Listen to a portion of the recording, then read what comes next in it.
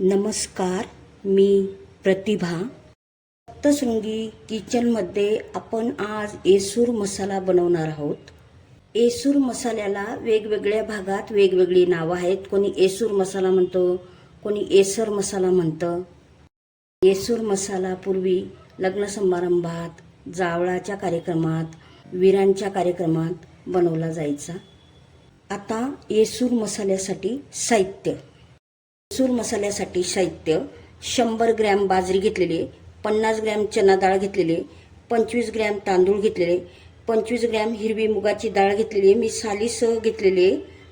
तुम्ही गहू घेतला तरी चालेल, मुगाची डाळ घेतली तरी चालेल. 25 ग्रॅम घेतलेली पांढरी उडीद डाळ, चवीप्रमाणे मीठ घेतलेलं आहे. 5 ग्रॅम धने घेतलेले, 5 ग्रॅम जिरं घेतलेले, 2 तेजपत्ता घेतलेले, कढीपत्ता पानं स्वच्छ धुवून फॅन खाली वाळून घेतलेली आहेत. 4 बेडग्या मिरच्या घेतलेल्या आहेत, 2 संकेश्वरी मिरच्या घेतलेल्या आहेत, 2 चक्री फूल घेतलेले, 4 मसाला वेलच्या, 2 हिरव्या वेलच्या, दालचिनी घेतलेली 2 काड्या, जायपत्री घेतलेली, दगडफूल घेतलेले, 8 लवंगा, 8 मिरी घेतलेले आहेत. बाजरी भाजून घेऊ. बाजरी खरपूस भाजली ना तर आमटीला, जी मसाल्याची भाजी असेल तिला खूप छान चव येते. म्हणून आपण मंद आचेवर भाजायची आहे. बाजरी अगदी खरपूस छान मंद आचेवर भाजून झालेली बघू शकता. आता आपण काढून घेऊ. जास्त पण भाजू द्यायची नाही की कडसर लागेल. बाजरी भाजून झालेली आहे. आता हरभरा डाळ घालून घेऊ.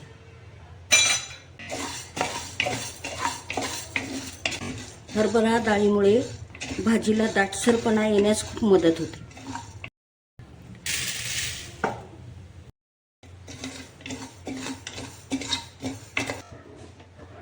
आणि हिरवी मुगाची डाळ आपण एकत्र भाजून घेऊया. उडदाच्या डाळीमुळे आणि मुगाच्या डाळीमुळे भाजीला खूप खमंगपणा येतो. धान्य जितकं मंद आचेवर खरपूस भाजलं जाईल तेवढं खमंगपणा भाजीला येत असतो. येसूर मसाला मेन म्हणजे भाजण्यावरच असतो. छान खमंग भाजून झालेले आहेत. आता आपण काढून घेऊ. जिरं, धने, सर्व मसाल्याचे पदार्थ एकत्र भाजून घेऊ. या पद्धतीने एकत्र भाजून घ्यायचे आपल्याला. मंद आचेवर सर्व मसाल्याचे पदार्थ एकत्र भाजून घेऊ.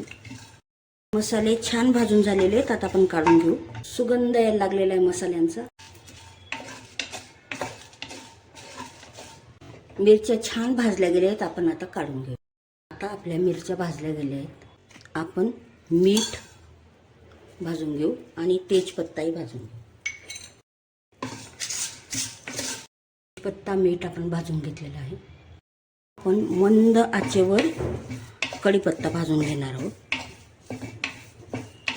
कढीपत्ता अजिबात ओला राहायला नको, नाहीतर आपला येसूर मसाला खराब होईल. अगदी कुरकुरीत पानं होईपर्यंत आपल्याला भाजायचं आहे. या पद्धतीने मंद आचेवर असा कुरकुरीत कढीपत्ता करायचा. सर्व पदार्थ गार होऊ द्यायचे आहेत आपल्याला. आपलं सर्व साहित्य गार झालेलं आहे. आता आपण मिक्सरमधून काढून घेऊया. सर्व डाळी प्रथम मिक्सरमध्ये काढून घेऊया.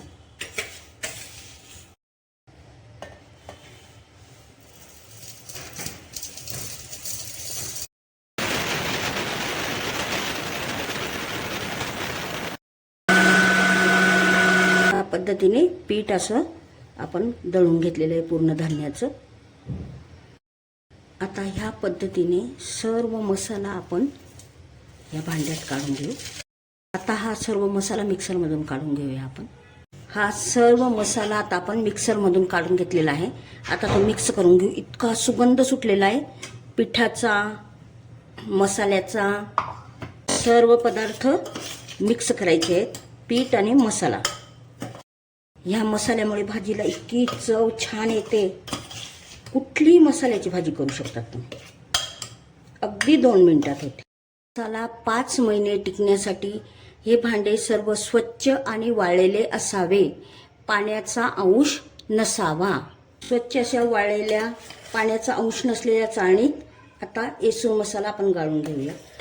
या पद्धतीने येसूर मसाला आपल्याला गाळून घ्यायचा आहे. भाजीला दाटसरपणा येतो आणि चव तर इतकी अप्रतिम लागते. हे शिल्लक राहिलेले हे तुम्ही परत मिक्सरमध्ये फिरू शकता, फिरवायचं असेल तर. नाहीतर खूप जास्त नाही, अगदी अर्धा चमचा राहिलेला आपल्या शिल्लक. 5 महिने आरामशीर टिकतो. फक्त याला काळजी घ्यावी लागते, पाण्याचा अंश जायला नको. चमचा घेताना चमचासुद्धा स्वच्छ आणि सुकलेलाच असावा. आपला येसूर मसाला तयार झालेला आहे. या येसूर मसाला